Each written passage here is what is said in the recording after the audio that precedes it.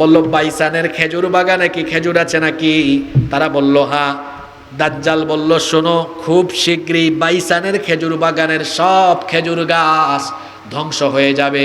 যখন বাইসানের খেজুর বাগানে আর কোনো খেজুর গাছে খেজুর আসবে না, তখন আমি দুনিয়াতে আত্মপ্রকাশ করব।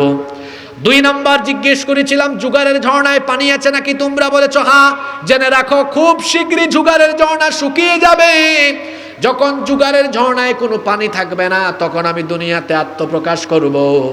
3 নাম্বার প্রশ্ন করেছিলাম তাবারিয়া উপসাগরে পানি আছে কিনা? গুগলে সার্চ করে দেখবেন তাবারিয়া উপসাগরের নাম হলো সি অফ গ্যালিলি। সে বলল এই সি অফ গ্যালিলি তাবারিয়া উপসাগরে যখন পানি শুকিয়ে যাবে, তখন আমি আগমন করব। যে 3টা জায়গা তার আত্মপ্রকাশের সাথে রিলেটেড। বাইসারের খেজুর বাগানে খেজুর এখন আগের কোনো গাছ নাই, তাবারিয়া উপসাগরের পানিও শুকিয়ে গিয়েছে, জুগারের ঝর্ণায় পানিও শুকিয়ে গিয়েছে। তার মানে দুনিয়াতে দাজ্জালের আত্মপ্রকাশের সময় হয়ে